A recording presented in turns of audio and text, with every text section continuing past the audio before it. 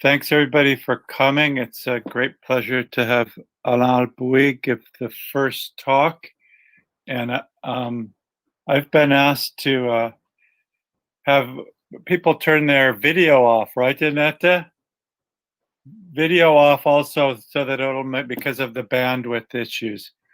So turn your video off and put questions to Alain in the chat. Okay, Alain, it's all yours. Thank you for doing this.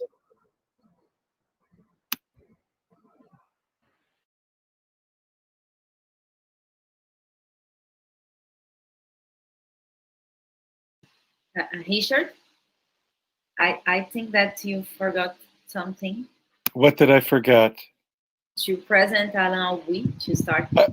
I thought I did. All right, let's do it again. I'm sorry. Alain Albouy, it's wonderful to have you here. We're blessed with your presence. And you've been an old friend and an older friend to Hildeberto Cabral, and you've done great work there. And we look forward to hearing what you have to say. Okay, Yes. Did you hear? Vance, Okay. you hear? Yeah. I have problem because the Windows is not the correct one. I don't know.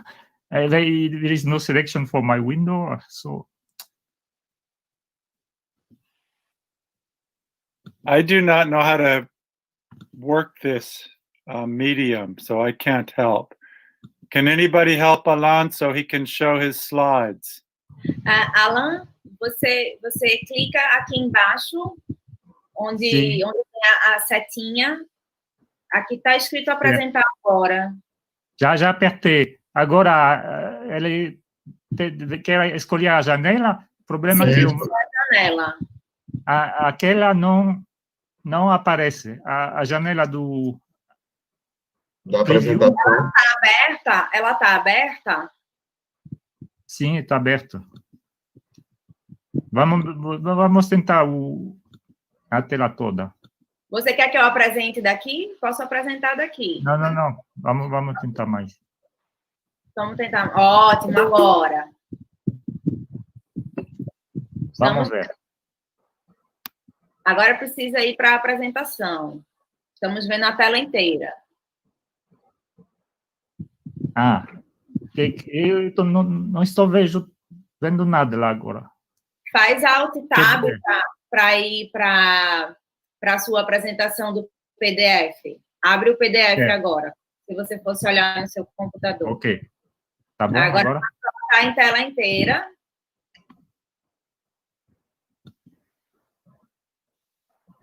Perfeito. Tá bom? Tudo bem? Perfeito. Okay. Good morning, everybody. All my wishes for Hildeberto. I wrote this little trip in Brasília, so parabéns a você, muito obrigado por tudo. Muitas lembranças, Casa Forte, Gravatá, Caruaru, Campina Grande, Patos, Souza, Petrolina, Bode no Cuscuz, Rio São Francisco, Juazeiro, por fim um pouco de Dendê na Muqueca, e até logo, onde as pesquisas vão nos juntar outra vez. I want to speak, let's go to mathematics now, and we have to work a little bit. A very short presentation about the thesis PhD, Hildeberto Cabral's PhD thesis about integral manifolds. So I have few works. There are not a lot of works on this subject, so if anybody wants to study it, it's not so difficult. You begin with George David Birkhoff in 1927, then Wintner, then Smale. You can read, everybody can read. Then Bob Easton, and if you go to the three-dimensional case, then you have this first work by Hildeberto Cabral. He's opening the game. He's opening the study in the three-dimensional case. And then you have two papers in 1975 by Easton and Simon, There is my thesis also, dissertation thesis in 93.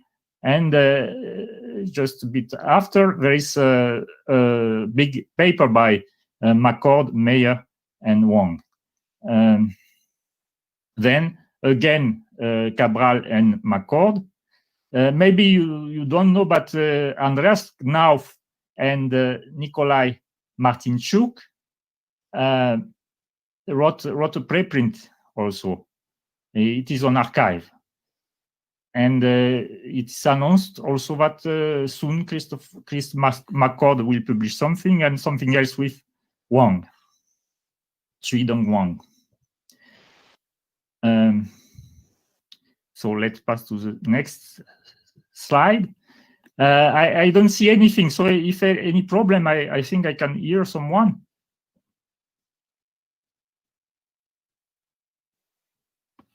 You're good. Everything's good, Alain. Everything is good. So let's see the definition and the state. What is the state of the n-body problem? What is an integral manifold? So you have n bodies in space. The coordinates are x, y, z, and you have n bodies, so there are so many coordinates. And then for the velocities, my notation will be p, q, r. And all these are sets of numbers which are such that the center of mass is 0. So indeed, there are n numbers, but only n minus 1 indeed. Mi are the masses, x, y, z is called the configuration, p, q, r are the velocities. Altogether, it is the state. X dot is the derivative with respect to time. And this is a special norm. You have always this norm. The norm of p is sum of mi pi square. There are always the masses. And if you write it like this, then h is simply the sum of p square plus q square plus r square divided by 2, and minus u. U is called the potential, and it's a sum of mi mj divided by rij. And you have the angular momentum. In my notation, it's cx, cy, cz. And there is this scalar inner product here. This also has masses. So what is an integral manifold of the n-body problem? It's just a level set of the map which takes a state, x, y, z, p, q, r, and associates all the first integrals, h, cx, cy, cz. What's a level set is just to fix.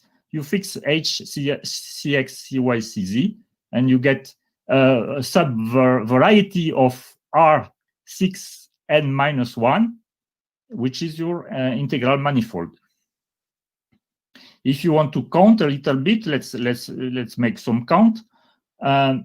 If you have the three-body problem, then x, y, z, and so on, they have 2 coordinates, and so you have 12 coordinates.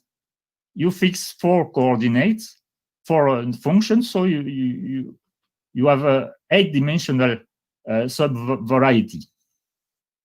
So let's go to the next slide, if no problem. And we read Birkhoff. In any case, the manifold M7. So what is M7? It's this integral manifold. Y7 instead of 8, because he made also the reduction by rotations. Can only have a singularity at a point corresponding to an equilateral triangle solution or to a straight line solution at constant mutual distances. These possibilities will only arise when certain analytic relations between F and K, which is notation for energy and angular momentum, are satisfied. It is only as F and K vary through these critical values that the nature of M7 from the standpoint of analysis status, can change. So here he is telling you fix, for example, the angular momentum and vary energy, and you at some points the topology of the integral manifold M7 will change. And he is telling this is only at the so-called Lagrange points, when the position, the value of the integral manifolds for so-called relative equilibrium of the free body problem, or Lagrange point. Smale read this and he said, okay, but something is missing indeed. The result is states in our language is that this manifold, C and P are also energy, in another notation again for energy and angular momentum, changes just at the Lagrange and Euler relative equilibria without studying the structure of sigma and sigma prime. He gives some of the argument, but without attempting to make a complete proof. So what's the definition? Sigma prime is a set of critical values, and sigma is a bifurcation set. In the planar case, Smale proves that sigma is sigma prime, union the zero energy, union the zero angular momentum. So what's the problem? It's telling, okay, Birkhoff is making a claim, he has no proof. And okay, I do the planar case, Birkhoff is doing the space case, Smale did the planar case, and in the planar case, okay, there is these critical values, but it's also zero energy, also zero angular momentum. So why not something else in the space case? So let's go. So a claim and no proof. Birkhoff is telling something, no proof. He's not telling for at the moment that it is true or wrong. Simply that you don't have any proof. So I go to the next slide. Here arrives Hildeberto. 1973 is the date of publication. Comparing theorem 4 with theorem D of Smale, it is natural to ask whether there is a bifurcation on the set C equals 0 and whether the map I is locally trivial at CP, which does not belong to the critical values, with a negative energy. We were not able to answer this question, and judging by the planar situation, it seems that they may depend very heavily on a knowledge of the topological structure ICP. Okay, so maybe let's explain a little bit. You have here a very simple example where there is a function, one variable function, and you want to know what's the topology of the level set. It means you are fixing a value, like y0, y1, y2, and you want the topology of the level set. What is the topology? In this case, just the number of points. So let's say y0, you have just 1 point. I think I can, yeah, you can see it. Y0, only 1 point. Y1, you have 2 points. Y2, only 1 point. And above, no points. So when does it change? It changes at y2.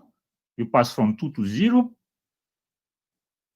And y2 is a critical value. There is a critical point here.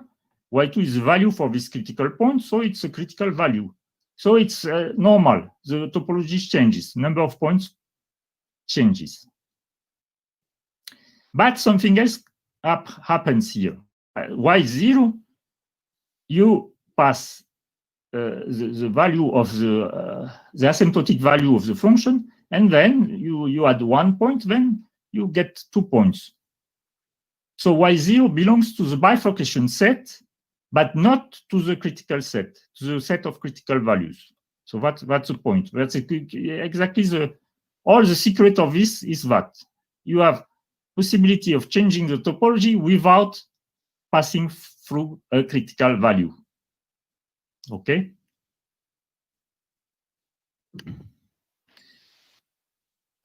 So this thesis, the PhD thesis, was around 1970 at the University of California, Berkeley, under the direction of Steve Smale, who was already Fields Medals winner at this time.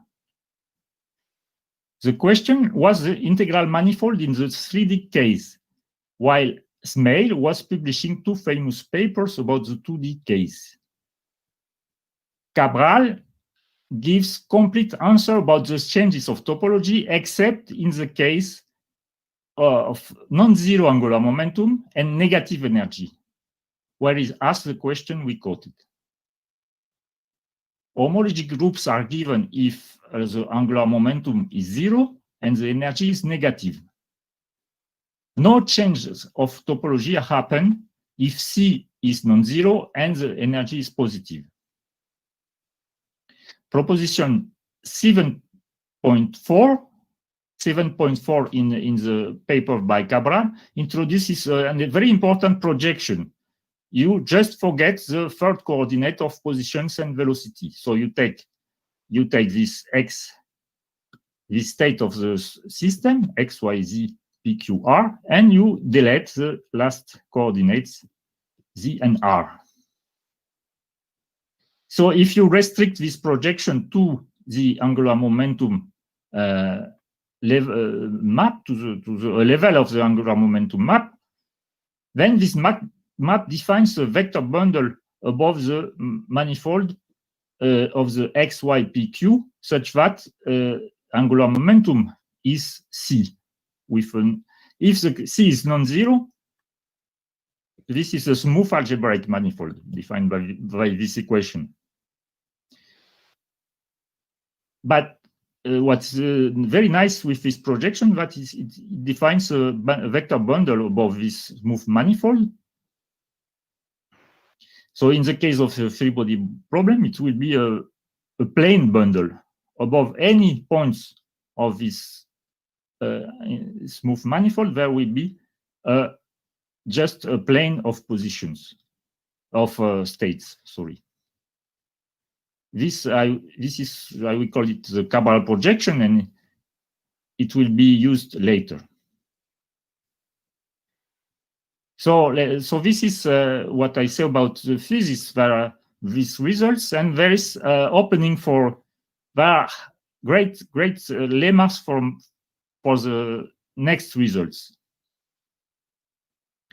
the missing results.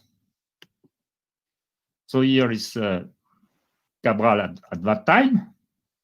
This is in the 70s in California. Very nice. This is a paper, Integral Manifolds of the N-body Problem, published in 73.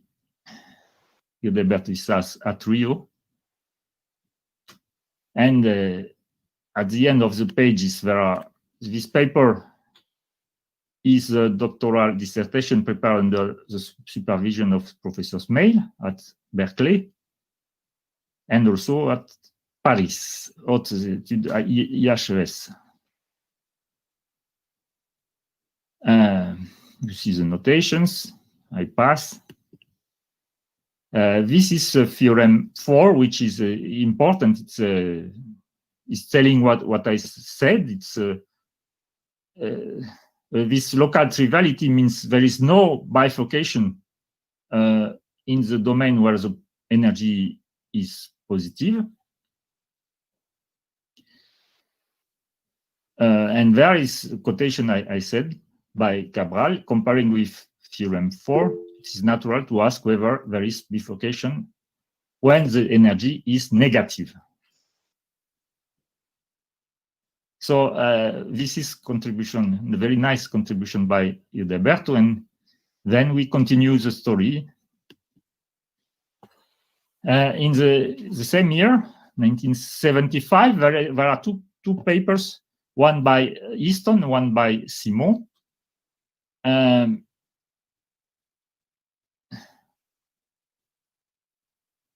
So what are these papers? They are descriptions. So what is a description? You have a bundle or something like this, and description is not a proof in general. It's a description. Let's say if the description does not change when h is varying, then we know that the topology does not change. But if the description changes, we don't know if the topology changes. So description is an argument, it's not a proof always, not always a proof. So Easton used Cabral's projection and didn't see any change when for the negative value of h. Simo used another projection on the configuration space, and he saw 4 values for which the description changes. So let's say these values, I call them S4, S3, S2, S1. These are the Lagrange points. The topology changes as the Lagrange points, this Birkhoff said. But Simo is telling that something else appears. So we have a proof that Birkhoff was right by Easton, but we have also 4 indications that he was wrong. So on one side it's a proof, on one side on the other side there are indications. So conclusion should be that Simo's 4 indications are illusions and not changes of topology.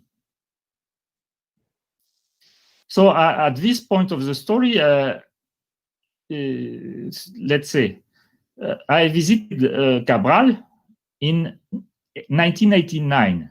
This was the first time I met Cabral. I met Hildeberto. I was student at Paris 7 visiting IMPA. He taught me about the integral manifolds, and I later discussed the problem with my advisor, Alain.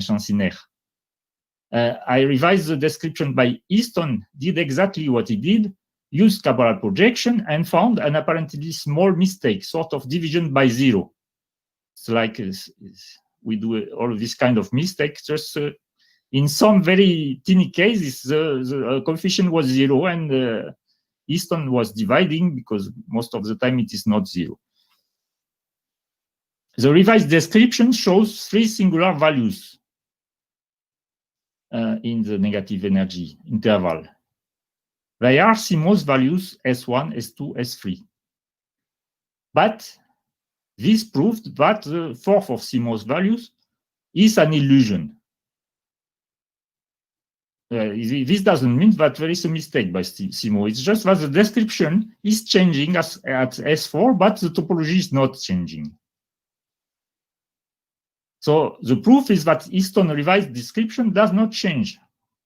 And I have also another independent argument, more general, which shows the same thing. So, were the other 3 Simo value also illusions? No. And there, I have no proof, but McCord, Meyer, and Wang provided a proof. This was by hard homology computations in 1998. So, finally, Birkhoff was wrong. And I think I could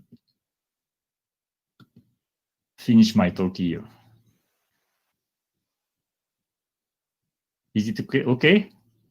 Very good.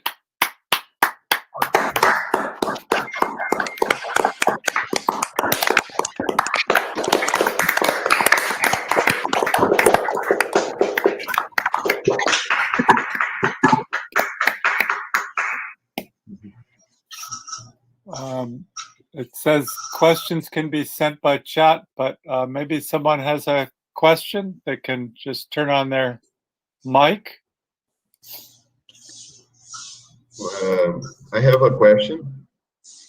So Alain, the very last part of your talk, you say that there are actual changes in the topology for these S1, S2, and S3 values? Yes. Okay. Yes. Okay. Interesting. Yes, yes. Is there anything interesting happening in those level sets?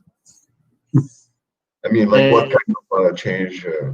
So these are very high-dimensional manifolds. So what Macon, Meyer, and Wang proved is that homology changes. So homology changes, so the topology is changing also. In some way, at each step, the manifold is less compact, or depends the way you are going on. Other questions? I have a question and a comment. For me, this was a beautiful talk because I knew you cared about this subject. I didn't even know this was Hildeberto's thesis, and yeah, it was a very good summary for me. If you do the quotient by the circle action about angular momentum, do the fundamental groups, are the fundamental groups always finite, or do you ever get the infinite fundamental group? Do you happen to know? No, I don't know, and I don't remember that someone was computing fundamental groups here. About homology, there is no problem. But okay, but yeah, all right, good. Okay, thank you. Any more questions? Well, perhaps Hildeberto himself would like to comment on that work. I don't know. Well, geometric aspects. I know you like. Long ago, I moved to other side. But I mean, I don't know. Like, it seems like your work was very. I mean, in a sense, there is an intuition. Like the choice of a good projection, and I mean, how those ideas came up to you. Yeah, thinking, and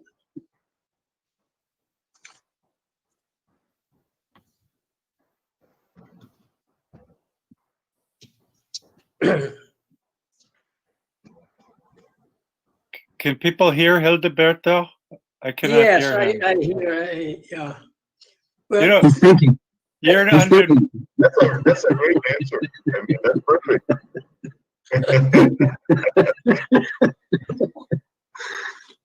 That's fine. Thank you. so let me stop the presentation, maybe.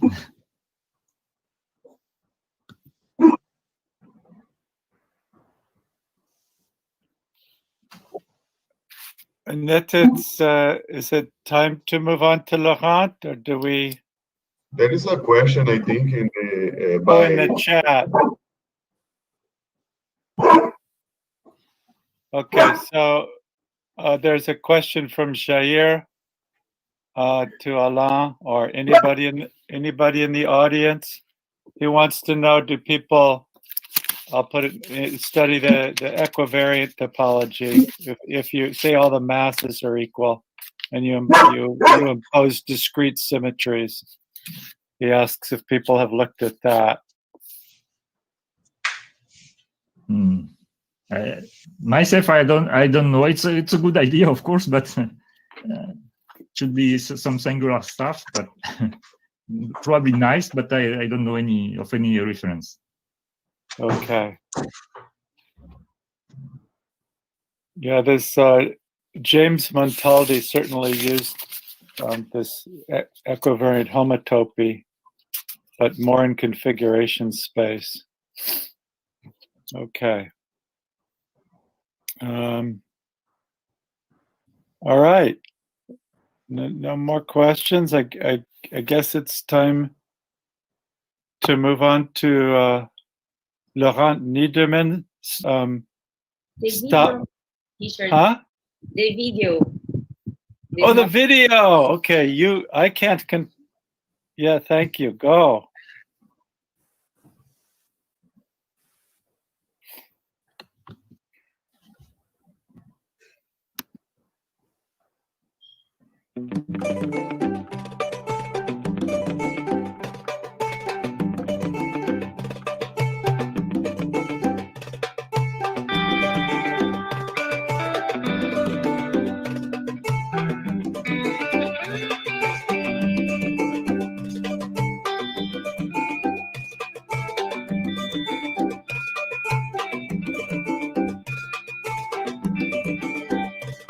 Quem me chamou paraquedista, não pense que eu vou chorar. A vida só é boa assim, compõe tudo e lá e eu de cá.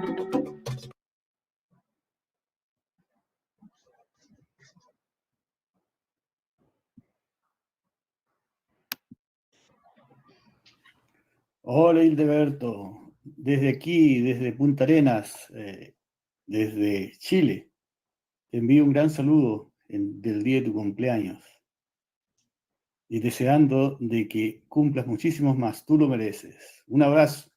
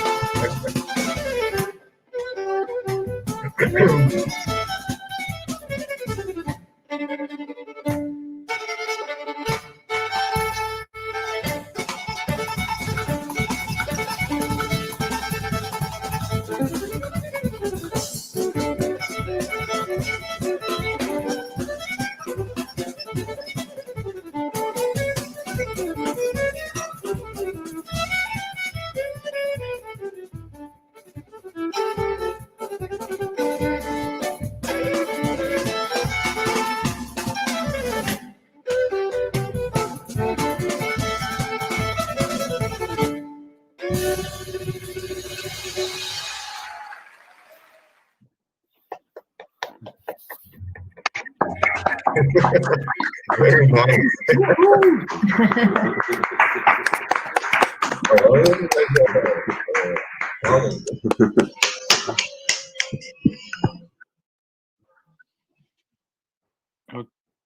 Okay. Back to the math, Annette? Yeah? Okay. Is Laurent here? Do you hear me? Yes. Okay, perfect. And hello, everybody. I will try to give some words in Portuguese, but I forgot everything now. It's a pity. I would like to make to put the presentation, so I think it's on the corner on the right side, no? Une fenêtre, ok. Yeah, it's the right side. Okay, okay. En bas de l'effet carré là. Yes, I'm trying to catch it. Yeah. But it takes a very long time.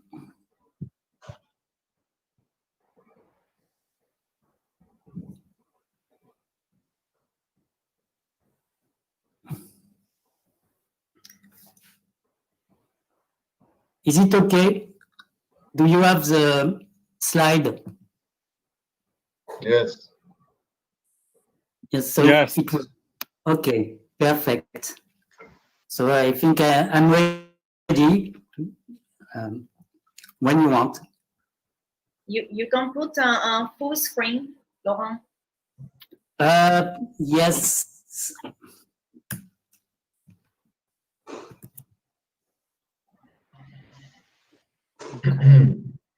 Is So it okay? Yes, it looks good. So it's a pleasure to have Laurent Niederman speak here on quasi-periodic dynamic of co-orbital satellites. Thank you.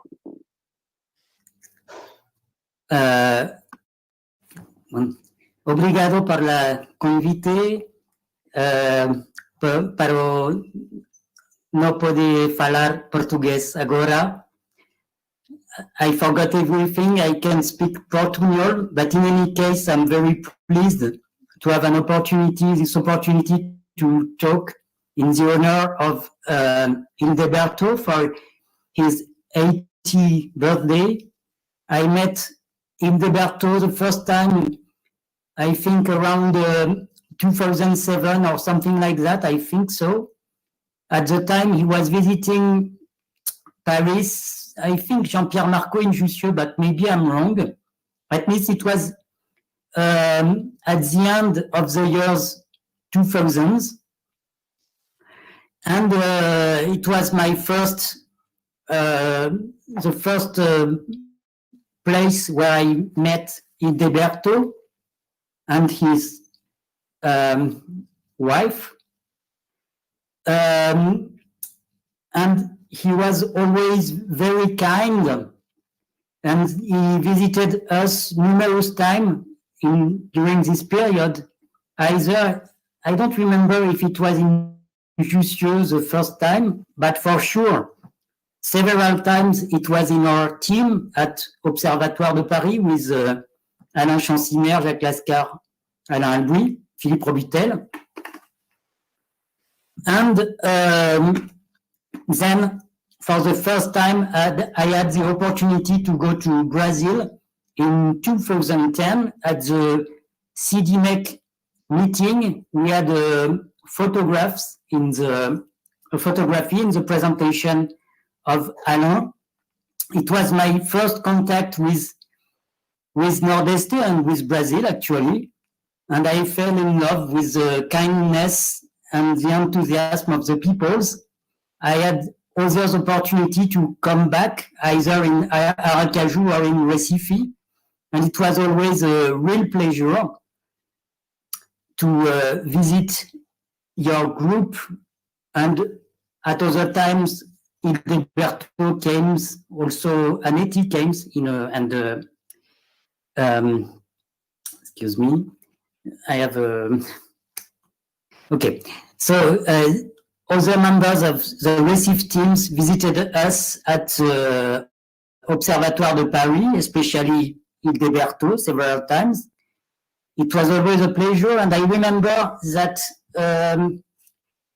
Hildeberto wanted, if I remember well, wanted to work on a criterion to select if the resonant dynamics of two moons around the planet, I will come back to this point later, give rise to horseshoe orbits, which will be developed in the sequel, or tadpole orbits. Or these two kind of orbits will be specified later. But it was at this moment that we had discussions with Hildeberto in Paris and Philippe Robutel, who is an astronomer in Observatoire de Paris. And we started to investigate this problem of existence of horseshoe orbits. Well, it took long times, so we didn't have the opportunity to continue joint work with Hildeberto, but nevertheless, at the end, we could obtain results that I will present today. But so the starting points of this work is really discussions with Hildeberto about these topics of co-orbital motion in Paris, and then in Brazil, also in CDBO, for instance. And it's really a pleasure first to have met Hildeberto, to have the opportunity to come in Nordeste and to meet the people there. And also from a scientific point of view, it was the starting point of this work that I present now. So thank you for the invitation. So the astronomical problem is the following. You have two moons of Saturn, Janus and Epimetheus, which has a period which are almost co-circular. I mean, the difference of radii between these two moons, radii of orbits around Saturn, is about 50 kilometers, which is less than their respective size. So, and they have a period of revolutions of about 17 hours. Yeah, so we can see the size of this object in this picture. They have quasi-coplanar and quasi-circular orbits with almost the same radius. And when they were first observed, well, I mean, first they were observed from the Earth, and I think that the people thought that there was only one moon, not two moons. And then it was observed by Voyager 1 in 1980 by the spacecraft. And the people expected to see a collision because of these orbits, which are almost co-circular, with a difference of radius which is smaller than the size of this object. But actually, this didn't occur. And what happened, it was next year, I don't know if it was at the moment of Voyager 1 or the next year, so 1 year later. But in any case, what happened is that they have almost the same mean motion, so it takes a long time to synchronize these two moons. But each 4 years, so this corresponds to a large number of revolutions, which are in 17 hours. Each 4 years, the two moons comes close one to another. They begin to have a small mutual interaction, actually. And they interact for, I don't know, something like 4 or 6 months. And after these interactions, is it okay? Yes. Okay. After this interaction, what happened is that the satellites, which was on the inner circle, get out on the outer circle, and the contrary for the other satellites. In this picture, Epimetheus get out, arrive inside and get out outside, and the opposite for Janus. And so there is no collision.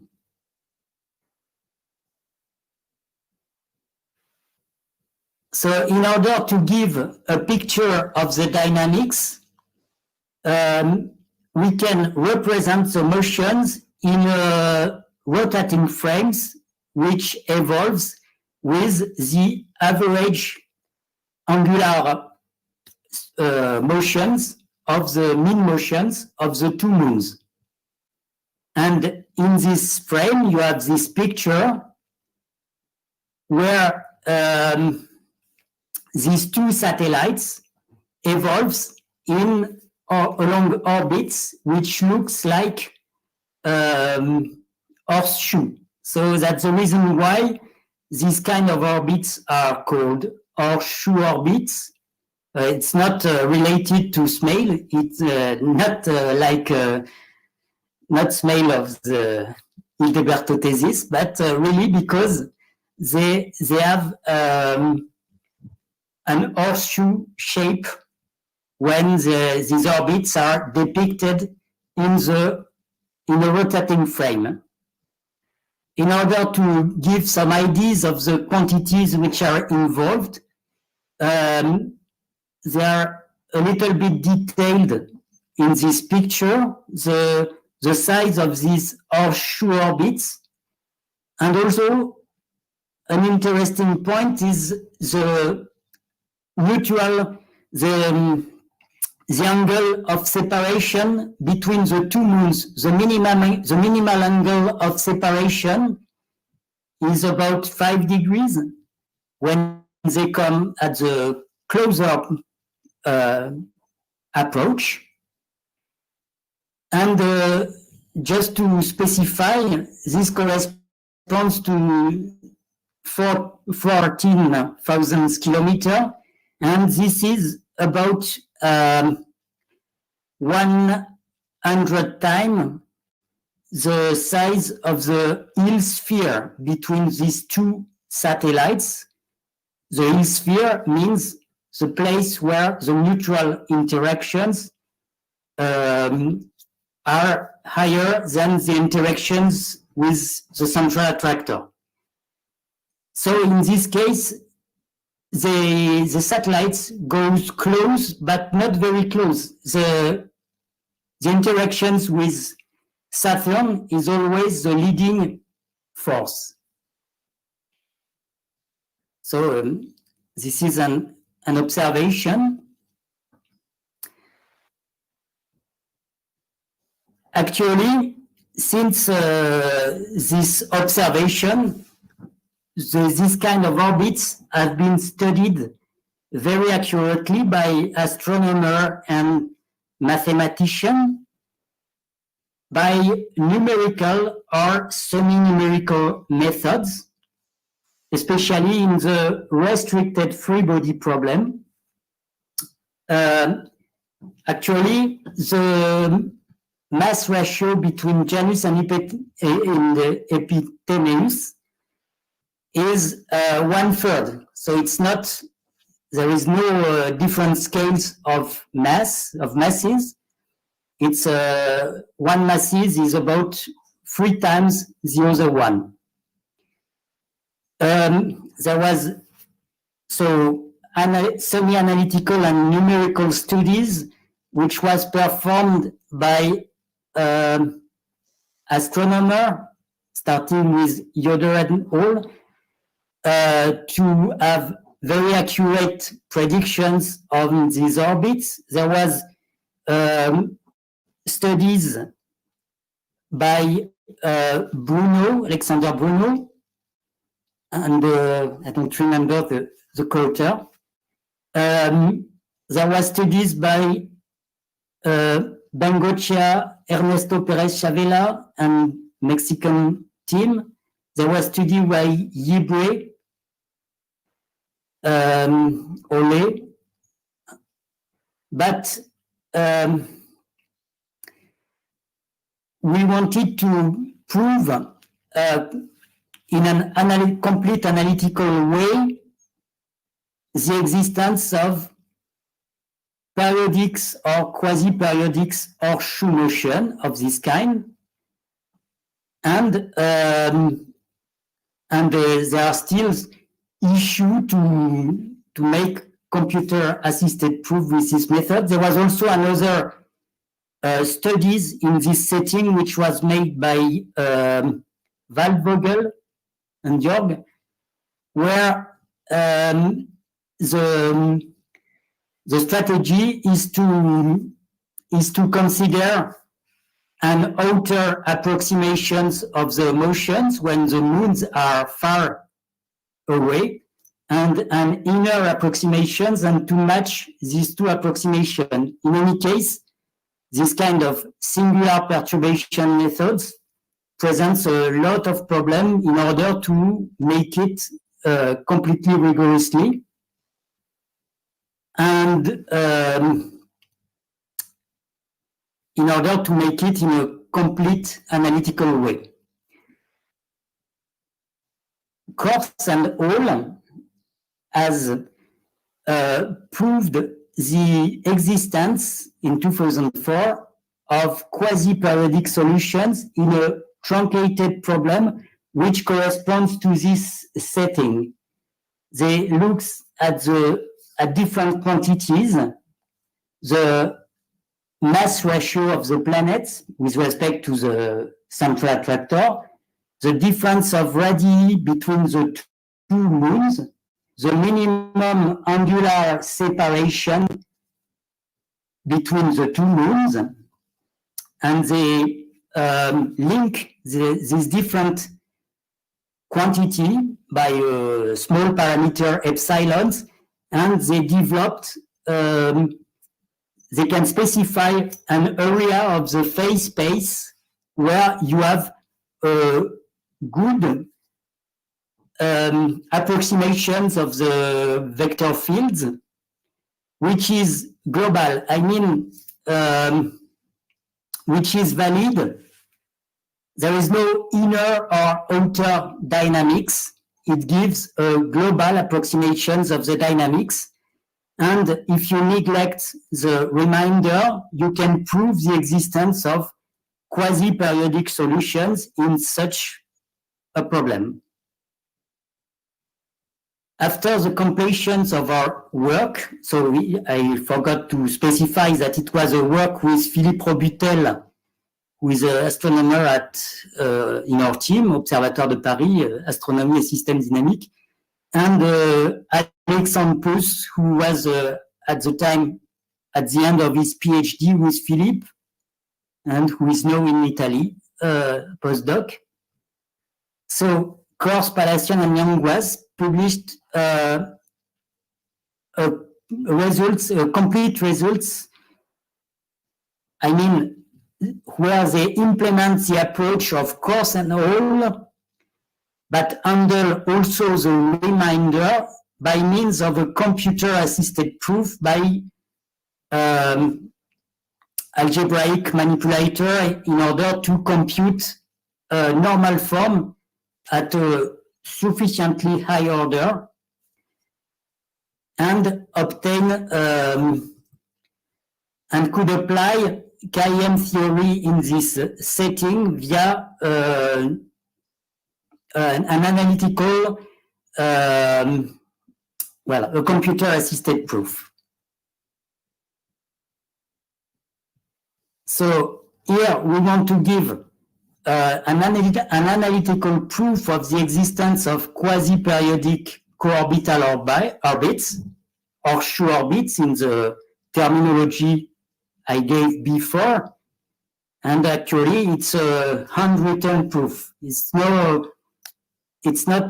completely handwritten proof without numerical computation. A key ingredient is, it's like in, yes, and also I forgot to say that with respect to Palacian, Kors, and Yanguas, the place where we find quasi-periodic motions is not the same. I will specify this point later. A key ingredient is to consider a setting which is, like in all and Kors, a global setting, which allows to look at the dynamics for a complete Horseshoe orbits. This will be specified in the setting immediately. So,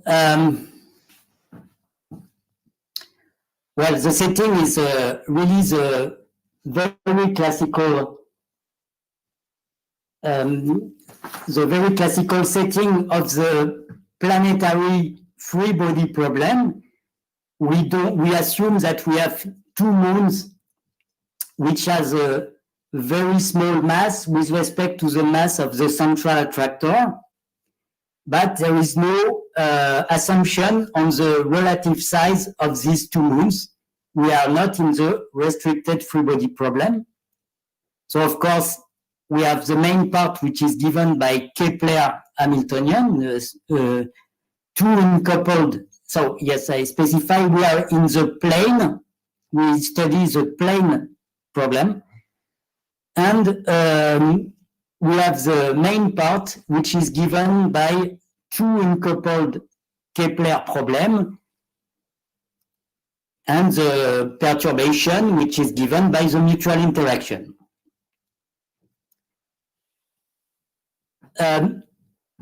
We consider in the Hamiltonian setting, if we want to make Hamiltonian perturbation theory, we should use the Poincaré action angle variables, which are, let's say, the Delaunay action angle variables fitted for the planetary problem because they are regular for circular and coplanar orbits. But we take the linear combination of this variable, which is fitted for the one-to-one resonance. Of course, since the two moons have almost the same radii, they have also almost the same mean motion, and they are close to the one-to-one resonance. So the difference of their mean longitude has a small velocity because the mean motions are almost equal. And in order to perform this transformation in a symplectic way, we have to consider the sum of the, well, non-resonant action, I mean, the sum of the Poincaré action variables for this problem. And on the other hand, the difference of the mean longitude, because we want to define a resonant angle. And this is completed in a linear way, in a symplectic transformation by the identity for the other variables. So we have still an Hamiltonian system with a main part which is Keplerian and a perturbation, which depends especially of two let's say, mean longitude, which are the fast angles, but one of them is slow because we are in the resonant, where we take resonant angles, and two actions and four degenerate variables, which corresponds to the eccentricity and well, the degenerate variables in the Kepler problem. So, in the neighborhoods of an almost bicircular motion, where the bodies are exactly in one-to-one resonance and with a minimal separation, so the difference of mean longitude should be above a certain quantity.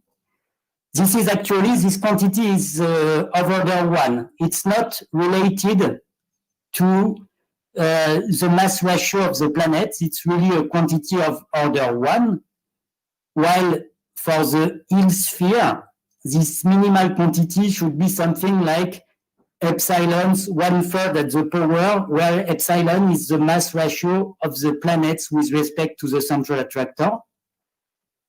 And by means of the classical Hamiltonian perturbation theory, you have a transformation a canonical transformation which conjugates the initial Hamiltonian to an average one, to a resonant normal form, up to a very small remainder. exponentially small remainder where epsilon is the mass ratio of the moons with respect to the central attractor. So we have to retain the slow angle, the resonant angle in this setting, but we have removed the other angle, the fast angle, up to a remainder which is exponentially small. We can perform this by classical Hamiltonian perturbation theory because we don't have any small divisor in this setting. So we expand our Hamiltonian in around this B circular motion. We expand this Hamiltonian. We are in the average variables after eliminations of the fast angle.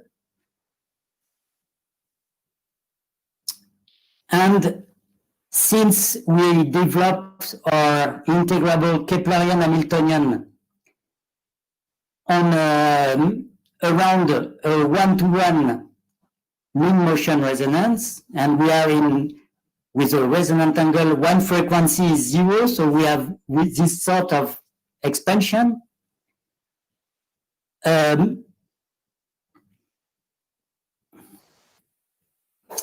So we expand the Kepler Hamiltonian up to order 2 in action, in the difference of the action with respect to the action exactly on the one-to-one resonance.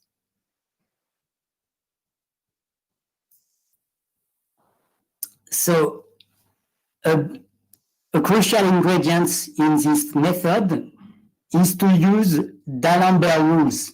D'Alembert rules comes from the invariance of the angular momentum and impose rules on the exponents which appear in the expansion of the perturbation in the free body problem. Not all exponents are possible, only specific exponents. This invariance of the angular momentum is preserved by averaging. It is still valid after one step after averaging with respect to the fast angle. So this D'Alembert rules is also valid.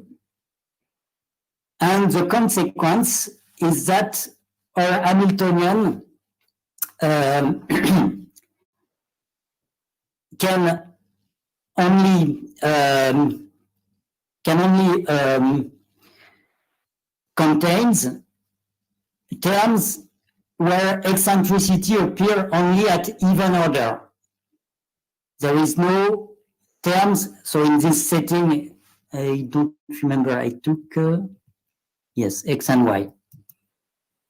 So variables which corresponds to the eccentricity are denoted x and y, and the expansion of the considered Hamiltonian include only monomials with respect to this x and y, which are of even order. So we retain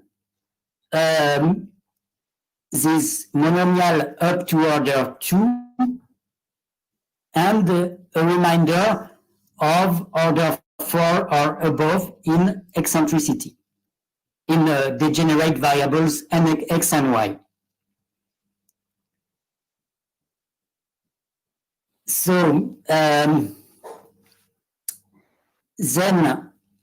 so we have made an expansion of the Keplerian parts up to a quadratic term. We have retained in the expansion with respect to the eccentricity the terms up to order 2 also. And then we can make a symplectic transformation, linear transformation, in order to uncoupled the Hamiltonian up to order 2 in, at least at order 0 in eccentricity, we uncoupled the considered Hamiltonian in a part which corresponds to the fast angle, a Keplerian part which corresponds to the fast angle, where the motions take place on circles with a fast frequency of order 1. Then a second part, which is a 1 degree of freedom Hamiltonian system, and a quadratic part in eccentricity, and a reminder that we have to control in the Sekel. Actually, we can also make another approximation in order to reduce this 1 degree of freedom Hamiltonian system to mechanical system, a kinetic part plus a potential. I didn't write the potential already. Well, no, I won't write it. It's a potential, not a classical potential. And a quadratic part in eccentricity. So in this way, we can draw, so yes, I forgot something. No, excuse me. Okay. An important point is that since the eccentricities appear at odd order, it means that for 0 eccentricity, let's say the circular orbits, but after averaging with respect to the fast angle, we have an invariant manifold which corresponds to these circular orbits, which carry a 1 degree of freedom Hamiltonian system, and actually in our approximations, a mechanical system, where the phase plane is drawn here. So you have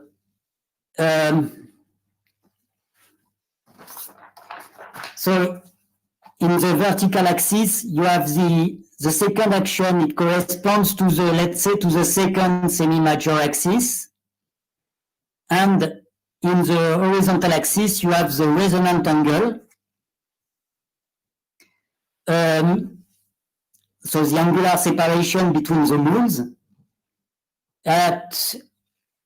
When this angular separation is pi, you have the L3 Euler points, hyperbolic points.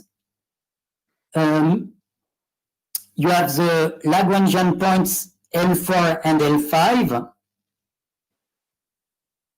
And you have the L1, the Euler points L1 and L2 at the border of this cylinder.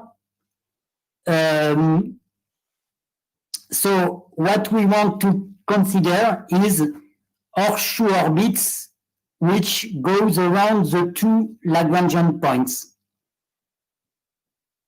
So the area which is in orange. The blue area corresponds to what is called tadpole orbits, composed of orbits which goes around 1 Lagrangian points, but with a large amplitude. They don't remain close to the Lagrangian points. They are called tadpole orbits. And for instance, in the context of Saturn, you have 2 moons, Helen and Polydeuce, which are in tadpole orbits. So they move around 1 Lagrangian points. It means that they make relatively large amplitude orbits, but doesn't goes around both Lagrangian points. And so the question is to continue this horseshoe orbit. So in our setting, the object we want to continue are the products of these horseshoe orbits in the orange area times the circle which corresponds to the fast degree of freedom, the first angle, which was the fast angle. So it gives two-dimensional tori, and we will try in the second to continue this object in the full problem.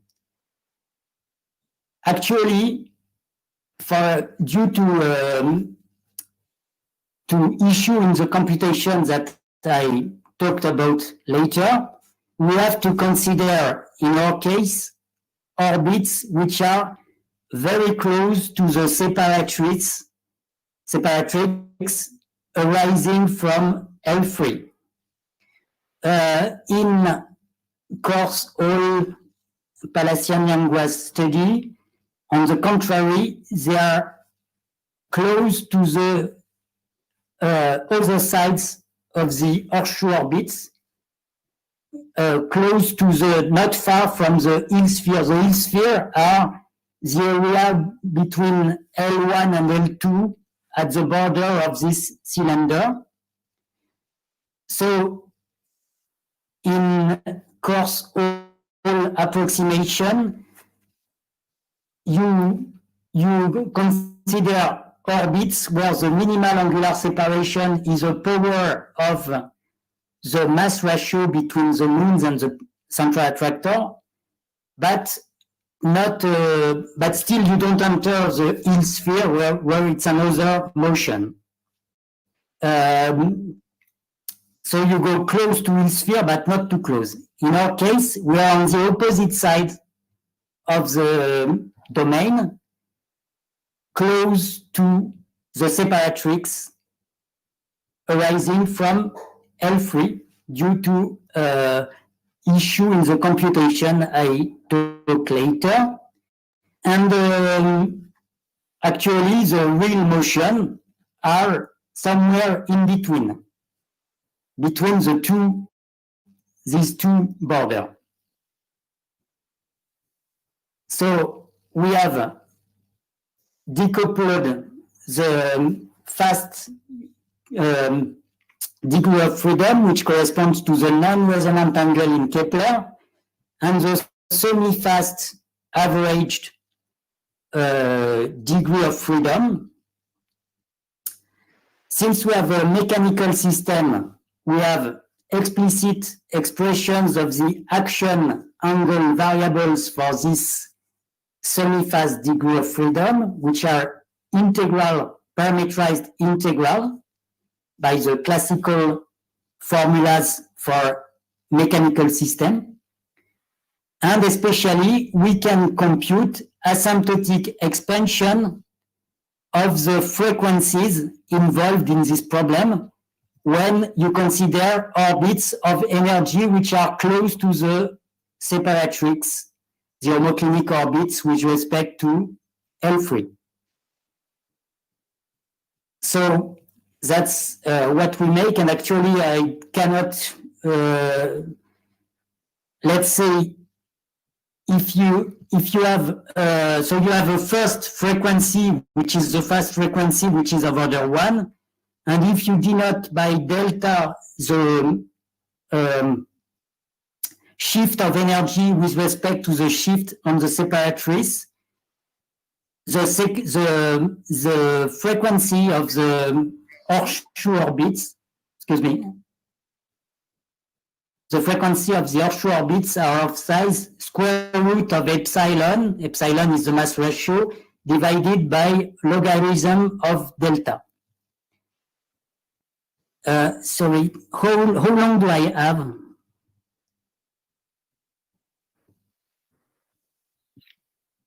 I think you're close to the time, no? Okay. So I have to finish quick. So that's it, no? how long do I have, more or less? Let's say take 3 more minutes. Okay, 3 more minutes. Okay, no problem.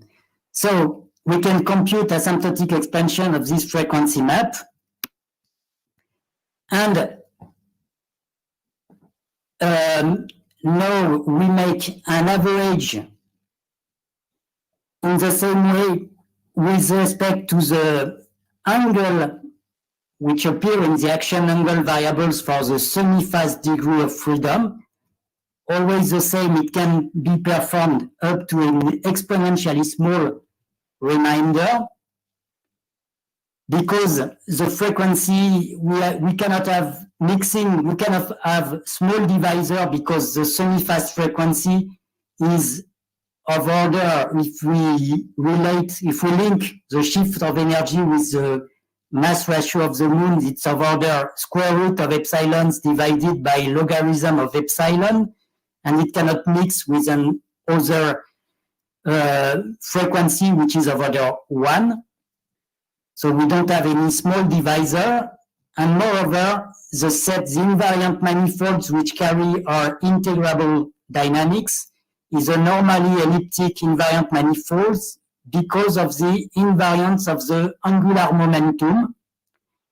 That means that you cannot have linearly, this invariant manifold should not be linearly unstable.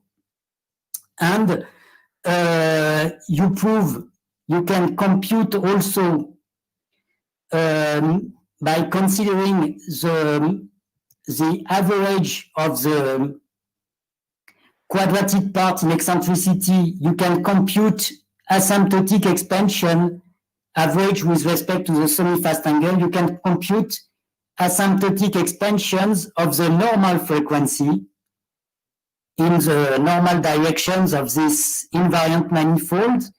All these frequencies are of different order with respect to epsilon. So there is no small divisors which can appear. And we can ensure the Melnikov's condition, which allows to continue our two-dimensional invariant tori, which corresponds to one circle and an horseshoe orbits in the full problem. So,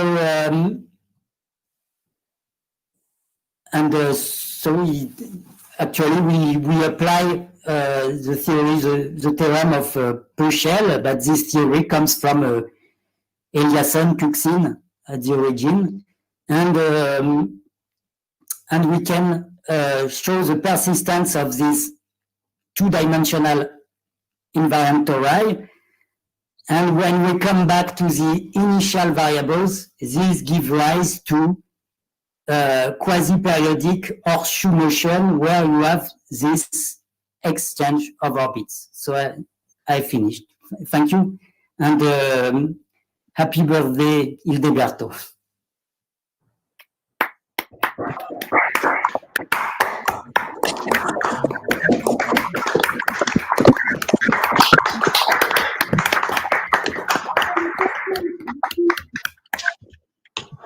Question.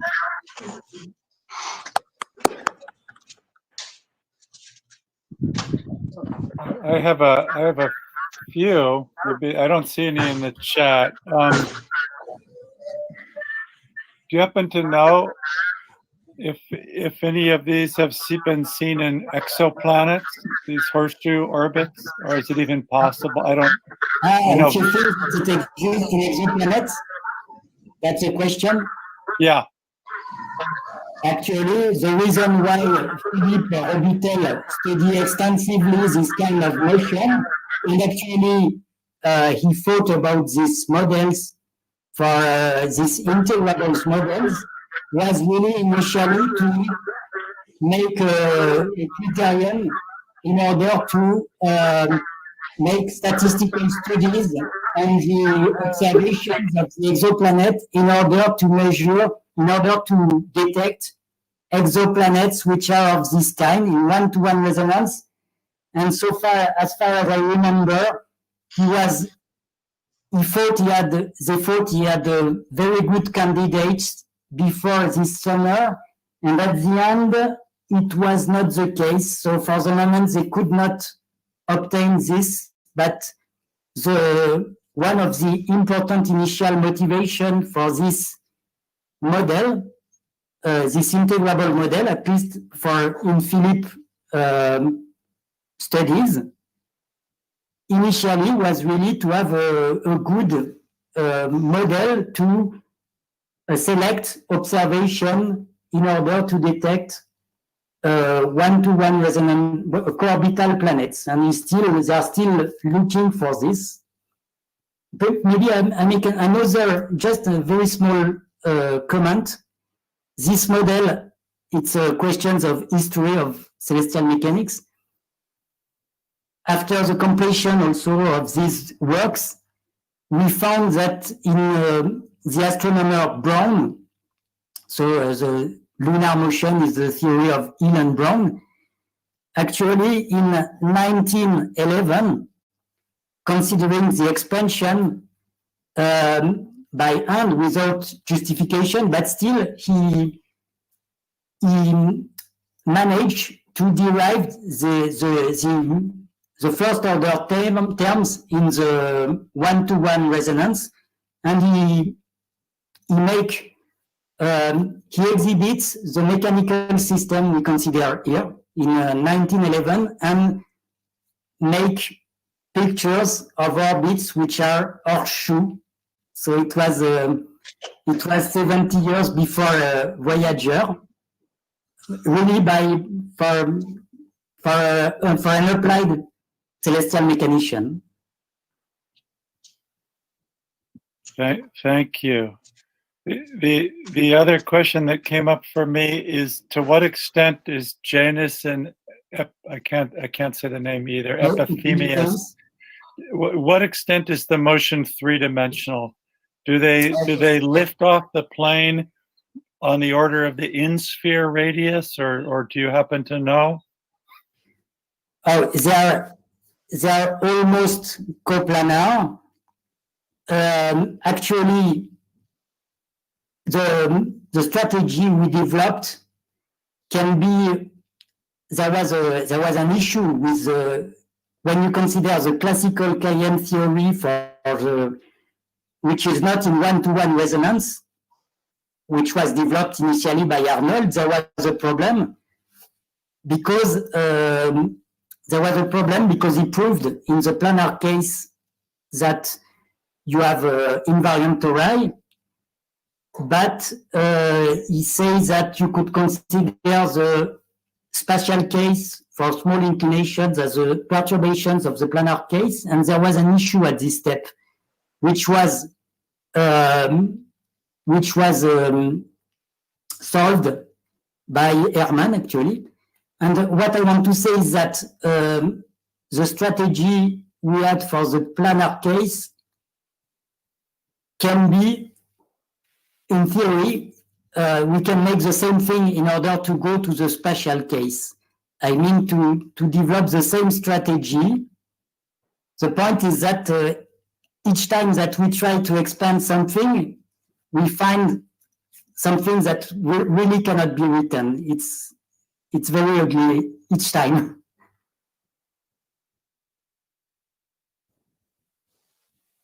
Thank you. I don't see any other questions in the chat. Anyone else? Okay, then I'm going to have to go after this. So can I ask a question? Yes, please. Hello. So this is just like a somewhat general question. So in celestial mechanics, one looks at small ratios of relevant quantities, like ratios between masses and so on and so forth. And one tries to use KEM theory to justify perturbative results. Mm-hmm. Are there situations where I mean, these parameters where the KEM tori exists are very small? They could be unrealistically small. And so the question is, can one get results also sometimes for parameters which are, say, observed in nature?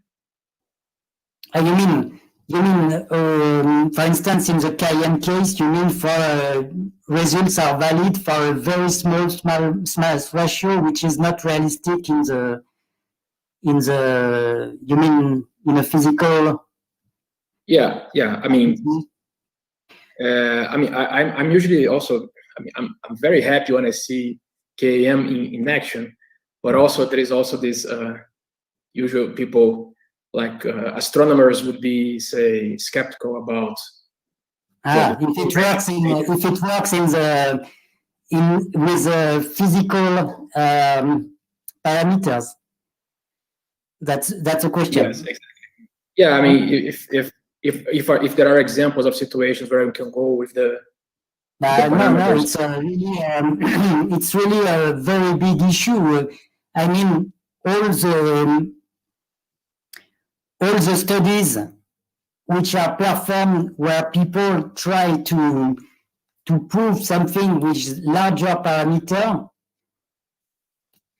as far as I understand, if they want to make something completely rigorous, at the moment they use an approximation of the expansion. So you have results which are very which are relevant with large parameters, but always with perturbations where you retain only, for instance, 4 harmonics in the trigonometric polynomials, and there is really a magnitude between this approximation and the complete problem. So in the complete problem, I don't think that there are things which are written. Then if you ask, for instance, to Philippe Robutel, when he makes his numerical computations in the free-body problem, they really looks quasi-periodic. The problem is to prove it, but things really looks very, very quasi-periodic. At least up to a very small area. In the same way, in the free-body problem, especially for the planar case, the place where you could have something non-quasi-periodic is a very small area, at least from a numerical point of view, around the resonances. So the answer is there is no results, but it's still a good glass to look at the dynamics, to think about this in terms of invariant and quasi-periodic motion, at least even for this kind of problem. But no, we cannot prove anything. And even in this problem, I said, goodbye, Richard. Goodbye. Even in this problem, as I said, the known results are for small ratio, of course, which are not computed in our paper. The same for all and course, but they are, in any case, close to these separatrix. And the real motion is not there. The real motion is somewhere in between, where we don't know how to use perturbation. Thanks. I mean, this is just a curiosity. I mean, I'm a mathematician, very happy with KEM theory. Thank you.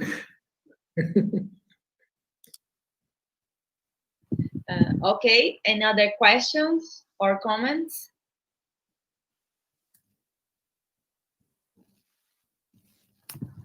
So let's thank you, Laurent, again.